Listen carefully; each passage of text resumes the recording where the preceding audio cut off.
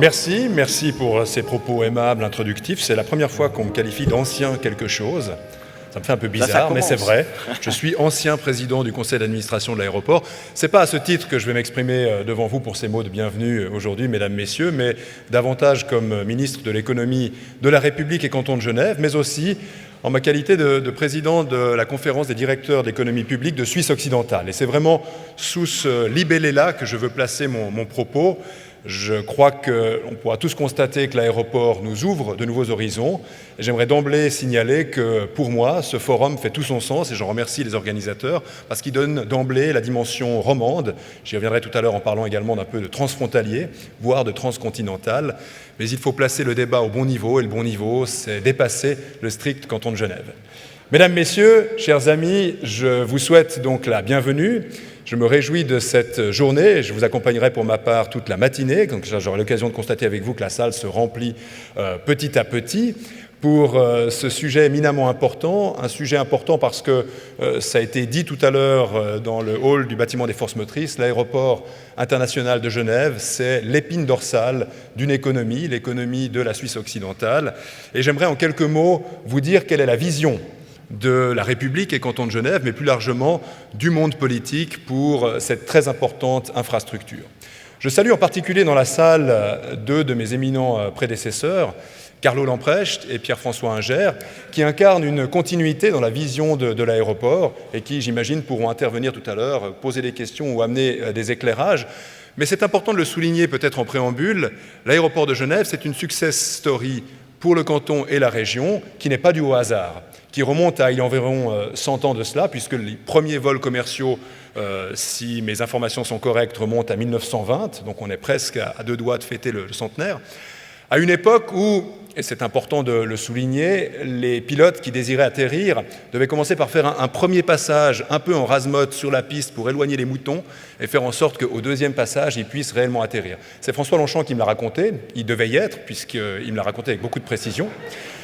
Et donc je ne le remets pas en doute, mais tout ça pour dire qu'entre cette douce époque de 1920 et ces moutons et l'époque d'aujourd'hui, avec ces quelques 17 millions de passagers, ces contingences de sécurité assez particulières, évidemment l'aéroport a connu une évolution massive. L'aéroport, c'est une vision qui repose sur trois valeurs. C'est les trois valeurs qui portent la stratégie économique du canton de Genève, qui a été adoptée en 2015. Ça ne vous surprendra pas, il y a une vision cohérente. Ces trois valeurs, c'est d'une part l'ouverture, qui a fait le succès de l'économie genevoise, la durabilité, le travail sur le long terme, et puis la diversité. Ces trois valeurs, elles portent également l'aéroport, et j'aimerais, en vous donnant des exemples sur chacune de ces valeurs, vous montrer en quoi il y a une continuité par rapport au passé, mais également une perspective sur l'avenir, une perspective qui nous permettra vraiment d'identifier les vibrations de l'économie genevoise. En vous précisant aussi que pour le ministre de tutelle, j'aime pas trop cette expression parce que par définition un aéroport c'est la liberté, c'est l'ouverture sur les horizons, mais c'est vrai que l'État de Genève est propriétaire à 100% de cet aéroport et on doit le rappeler de temps en temps, ça fait notamment partie des agréables bénéfices que l'on encaisse chaque année. Il y a une tutelle politique. Comme ministre de tutelle, je dois d'emblée vous dire que l'aéroport c'est de loin le dossier le plus passionnant mais le plus compliqué qui m'a été donné de pratiquer. Pourquoi compliqué? Parce que c'est une somme d'équations, avec un certain nombre d'inconnus, comme dans toute équation, mais avec surtout des complications de part et d'autre du signe égal. Ces complications qui se sont accrues ces dernières années, et que vous avez pu sans doute lire dans la presse, ont trait notamment à l'aspect qualitatif, aux nuisances, à la perception qui est celle des riverains. Et plus généralement, l'aéroport aujourd'hui focalise le débat sur la croissance de Genève, sur ce que l'on peut soutenir, sur la capacité de l'absorber, sur l'envie de se développer, mais en même temps la nécessité de maîtriser notre avenir et de maîtriser cette croissance. C'est ce qui rend le dossier intéressant, mais complexe, et ce qui nécessite en permanence des arbitrages, d'où également, je crois que c'était le but de l'organisateur du forum aujourd'hui, l'idée de placer le premier mot dans le champ du politique. Trois valeurs, ouverture, durabilité, diversité. L'ouverture, alors évidemment lorsqu'on parle d'ouverture à l'aéroport, c'est une évidence. L'aéroport est la porte de sortie, disiez-vous, M. Fischer, je verrais d'abord ça comme la porte d'entrée de Genève. C'est aujourd'hui, et je le vois très bien lorsqu'on analyse un peu plus en détail ce qui fait le tissu économique de la Suisse occidentale, c'est notre seul contact avec des économies émergentes et florissantes. Non pas qu'on ne travaille pas avec les Français, ou les Allemands, bien sûr, c'est nos premiers partenaires, mais on voit bien que lorsqu'on veut développer l'économie, lorsqu'on veut envisager l'accès à de nouveaux marchés, eh bien, il faut pouvoir ouvrir, et ouvrir loin au-delà des frontières, souvent, bien évidemment, au-delà de l'Europe.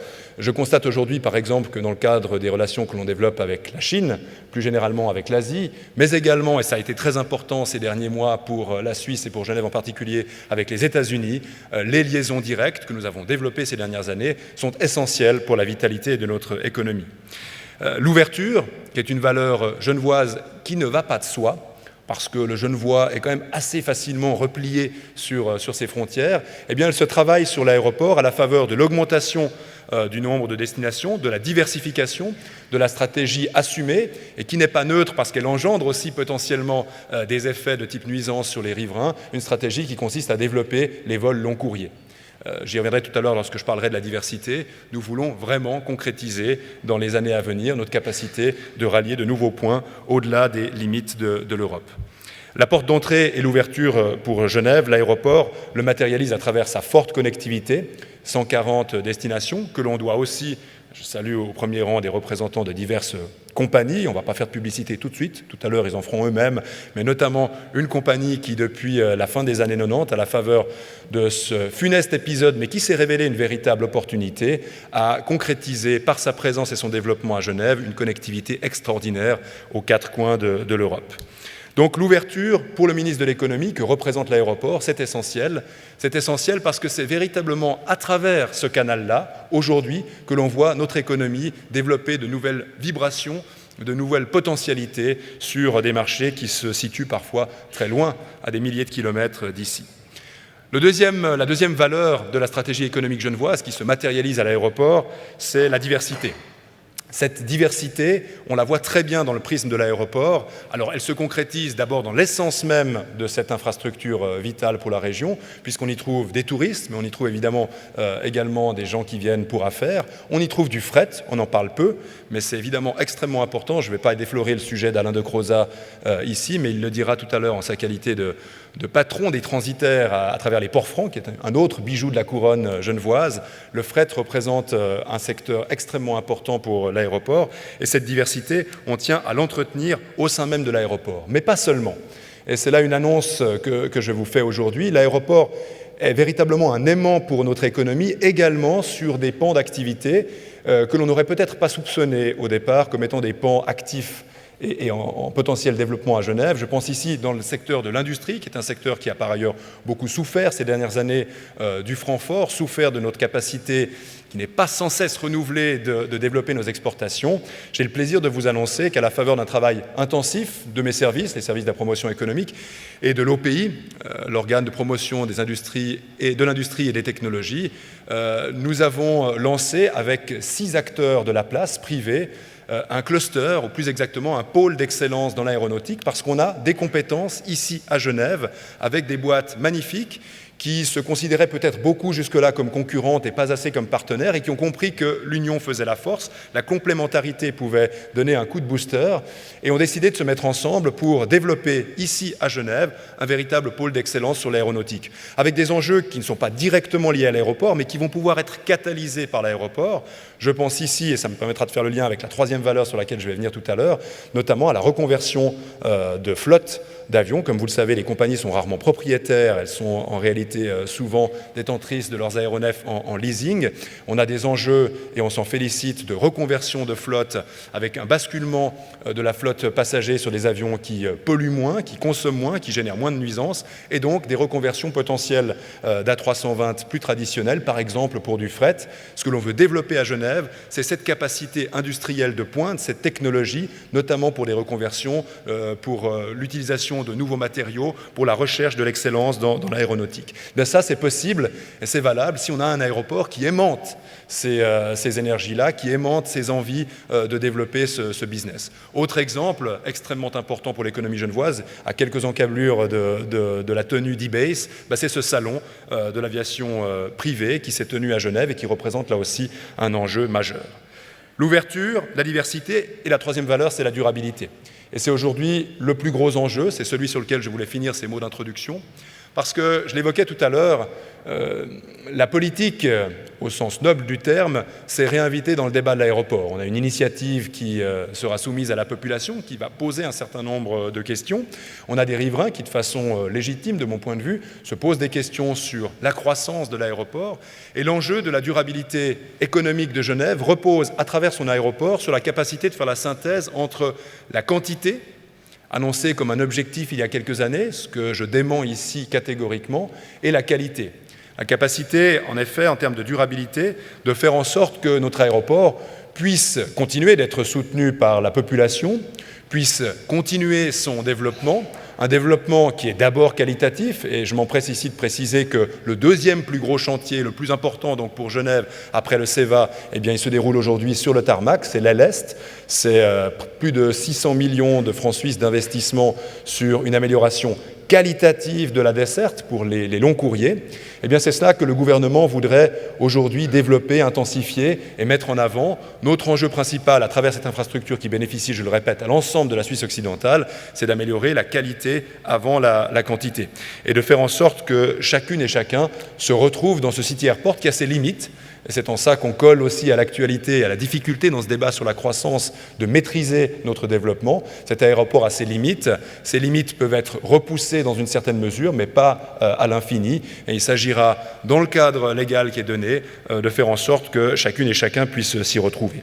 Ouverture, diversité, durabilité, 3 valeurs clés pour l'économie genevoise qui font que Genève est une success story et que son aéroport, qui l'incarne bien, en est une également, qui font que depuis 1920, les choses ont bien évolué, mais je veux croire ici que nous n'avons pas procédé d'une fuite en avant, et il n'y aura pas de fuite en avant dans les années qui viennent, il y aura un débat démocratique, une capacité renouvelée d'assumer un développement, de le maîtriser, de le faire en bonne intelligence avec les partenaires qu'on va entendre aujourd'hui. Je me réjouis de voir de si nombreux acteurs économiques présents, ainsi que les compagnies qu'on entendra également, mais aussi, et ce sera mon mot de conclusion, parce que c'est là-dessus que je concentre mon activité aujourd'hui, l'aéroport comme creuset de l'innovation. Alors l'innovation, c'est un peu la tarte à la crème qu'on vous sort dans tous les forums, innovation par-ci, innovation par-là. Qu'est-ce que ça veut dire? L'innovation, pour moi, à travers le catalyseur qu'est l'aéroport, c'est de faire en sorte que ce qui aujourd'hui nous relie à l'étranger et au marché émergent, l'ouverture, incarne une forme de diversité et d'aimantation sur des secteurs économiques qui ont besoin pour les marchandises, mais également pour leur propre transformation de l'aéroport. Et enfin, donnant du sens et une perspective au développement de l'ensemble de la région, eh bien que ce soit à l'aéroport qu'on innove, que l'on trouve les nouvelles solutions aux problèmes qui se posent. Exemple concret, le bus TOSA dont on a parlé la semaine passée, qui est là aussi un beau développement industriel lancé par mon prédécesseur, Pierre-François Inger, qui se matérialise avec une entreprise de la place, ABB, des dizaines d'emplois que l'on va créer, des possibilités depuis l'aéroport, qui à cet égard sera un moteur électrique plutôt que produisant du CO2, de créer une nouvelle connectivité à l'intérieur de la ville avec donc ces bus entièrement électriques qui rechargent aux stations et qui de ce fait génèrent une diminution des nuisances visuelles, plus de câbles et de caténaires, une diminution des nuisances environnementales. Si l'aéroport pouvait être, à la faveur de cet exemple, dans les années à venir, le creuset de l'innovation genevoise, le flagship, le porte-étendard de ce que nous sommes capables de porter comme ambition, eh bien je pense que nous aurions réussi notre objectif. Tout ceci dans une dimension romande, voire transfrontalière, on en parlera peut-être tout à l'heure, puisque là aussi l'aimantation va bien au-delà des frontières cantonales. Voilà, je vous remercie de votre attention, je me réjouis encore une fois de cette matinée, et puis je suis à votre disposition pour quelques questions. Pierre Maudet, merci.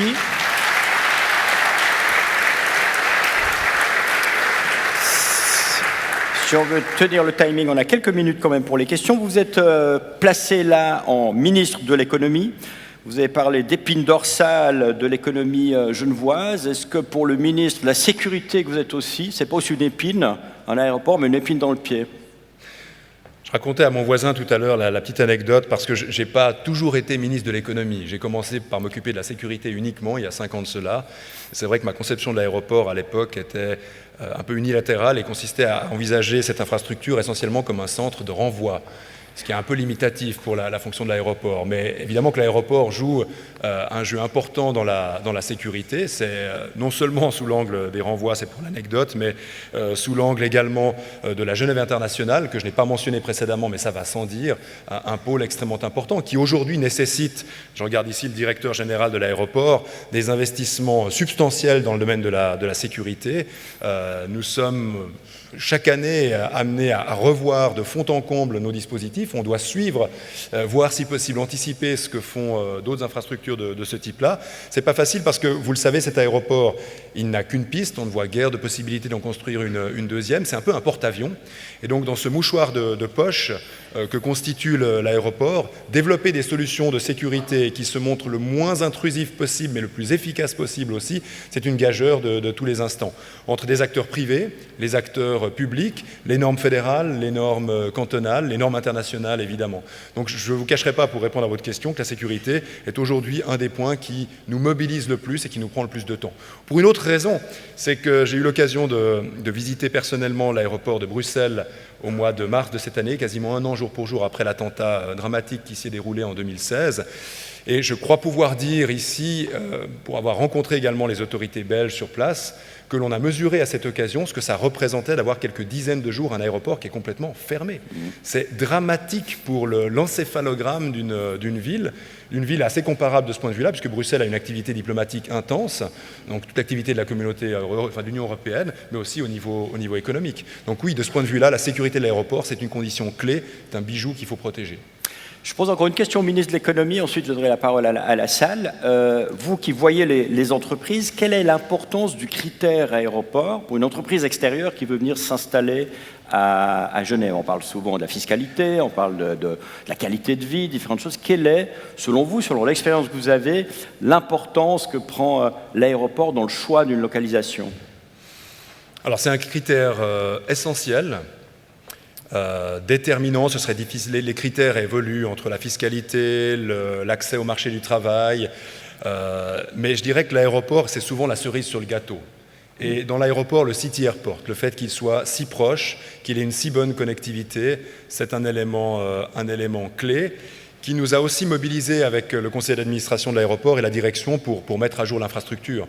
Parce que franchement, quand on se compare à d'autres aéroports, on a un certain gap, disons-le, en termes de bâtiments. On a consenti en 2009 250 millions d'investissements pour mettre à niveau l'aérogare, mais on était quand même, jusqu'à la réalisation de l'aile Est d'ici 2020, en train de courir après l'adaptation infrastructurelle. Et c'est un peu comme le CEVA, c'est comme beaucoup d'infrastructures, je dirais, du canton de Genève. On a accumulé un certain retard, donc on vend l'aéroport dans la promotion économique, c'est un élément clé, mais on ne le survend pas.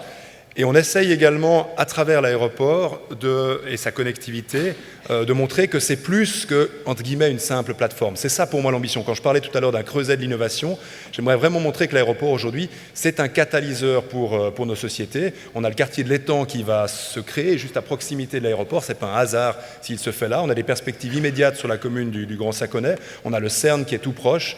Véritablement, c'est une carte que l'on joue et qu'on va continuer et voir encore davantage jouer ces prochaines années. Mesdames, Messieurs, s'il y a des questions dans la salle, c'est le moment. On m'a laissé entendre qu'il y avait des hôtesses qui étaient placées aux quatre coins de la salle avec des micros. Voilà, un peu de lumière. Qui veut prendre la parole? Est-ce que... Difficile de voir, mais est-ce qu'il y a quelqu'un qui demande la parole? Non. Visiblement pas. Si. Ah, là, voilà, il y a une main qui se lève ici.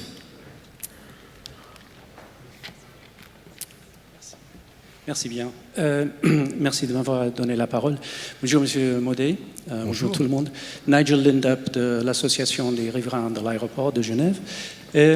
On trouve intéressant que l'organe de tutelle de l'aéroport soit le département de l'économie. Car il y a d'autres enjeux tout aussi importants comme la santé, l'aménagement du territoire. Et on aimerait savoir pourquoi, par exemple, il n'y a pas de ministre de tutelle au sein de ces autres départements qui s'occuperaient aussi de l'aéroport. Merci. Pierre Maudet, pourquoi c'est chez vous? L'aéroport, c'est un dossier qui est extrêmement transversal et qui est discuté au niveau du Conseil d'État. C'est aussi pour cette raison, c'est une bonne question, que j'ai souhaité, contrairement à mes prédécesseurs qui présidaient le conseil d'administration de l'aéroport, que j'ai souhaité, pour des motifs de bonne gouvernance, sortir du conseil d'administration et opérer véritablement comme le propriétaire, le représentant du propriétaire qui est l'État. On a par exemple au sein du Conseil d'État une délégation composée de 3 membres, M. Hodgers en charge de l'aménagement, M. Bartassa en charge de l'environnement et moi-même. On aurait pu avoir M. Poggia en charge de la santé ou le président du Conseil d'État, mais enfin, les délégations formellement comportent 3 membres. Et c'est à travers cette délégation qu'on a des discussions sur le PSIA, le plan sectoriel d'infrastructure aéronautique, qui est l'élément, comme vous le savez, cadrant, discuté avec la Confédération pour la vision de l'aéroport. Mais je pense même qu'il faut passer à un degré plus élevé. Aujourd'hui, les enjeux de l'aéroport, ils dépassent le strict canton de Genève. Donc moi, je thématise la question de l'aéroport avec mes collègues en charge de l'économie au niveau de la Suisse occidentale. J'ai fait entrer au conseil d'administration une représentante du canton du Valais, qui représente les milieux du tourisme. Également, c'est un nouveau membre qui vient d'arriver, un patron d'une société bien connue dans l'arc jurassien, dans le canton de Neuchâtel. Donc j'essaye de diversifier le plus possible dans les instances, et puis que chacun occupe sa place. Le pouvoir politique, qui reste propriétaire à 100%, c'est le Conseil d'État. Après, on délègue à un département en particulier le suivi de la surveillance, mais les discussions fondamentales, elles se passent au Conseil d'État. Et puis ensuite, il y a le Conseil d'administration qui définit la stratégie et la direction générale qui la met en œuvre. Je pense que c'est une amélioration qu'on a connue ces dernières années qui est vraiment valable. Juste une question peut-être pour prolonger ça. Vous parlez de la Suisse romande. Genève, c'est l'aéroport de la Suisse romande, mais c'est aussi l'aéroport d'une région en France qui va assez loin, jusqu'à Lyon, jusqu'à Grenoble. Est-ce que finalement, ce n'est pas Genève qui prend toutes les nuisances des passagers qui viennent de France voisine? C'est vrai que Genève a un bassin de population extrêmement large qui va bien au-delà des frontières nationales. De par la conception aussi française, très centraliste, très jacobine de l'aviation civile, avec l'idée qu'on rabat pour l'essentiel sur Paris pour les vols ensuite intercontinentaux. On a fait une tentative, c'est public, qui a avorté l'année passée, que je regrette au demeurant, parce qu'il y avait derrière un signal, à mon avis, positif et très clair de la part du Conseil d'État genevois. Vous savez que l'État français, c'était les effets de la loi Macron ou des lois Macron sur l'économie, se départissait l'année passée de la totalité de ses parts dans 2 aéroports, notamment l'aéroport de Nice, l'aéroport de Lyon, après avoir fait l'expérience de Toulouse. Et Genève a marqué un intérêt stratégique à participer à la faveur d'un consortium à l'acquisition de ses parts, parce qu'on voit une dimension régionale évidente. On aurait pu envisager à ce moment-là des éléments concrets de réponse à votre question, avec une répartition peut-être d'un certain nombre de vols, à la faveur, dans une vision assez lointaine, peut-être d'une liaison rapide entre Genève et Lyon. Voilà un élément de réponse. Oui, on a une vision régionale, mais on est un peu coincé, je dirais, par la politique française et par ses limitations aujourd'hui objectives. Concrètement, Genève, avec le bassin Rhône-Alpes, je rappelle que Rhône-Alpes-Auvergne, maintenant, la région française qui nous borde, c'est une population qui est équivalente à la population de la Suisse, c'est 8 millions d'habitants, ça va très loin, ça va jusque dans les marches de l'Empire, dans le Cantal, mais c'est finalement ce bassin-là qui est potentiellement intéressé, notamment par les vols intercontinentaux que nous développons ici à Genève. Et là, on n'a malheureusement pas d'outils de pilotage ou de gouvernance transfrontalier. C'est un regret de ma part, mais c'est un constat. Il ne faut pas s'en désintéresser, mais ça ne doit pas non plus nous freiner pour la suite. Donc, dossier à suivre éventuellement. Absolument. Pierre Maudet, je vous remercie. Merci. Je vous laisse redescendre les marches et j'appellerai...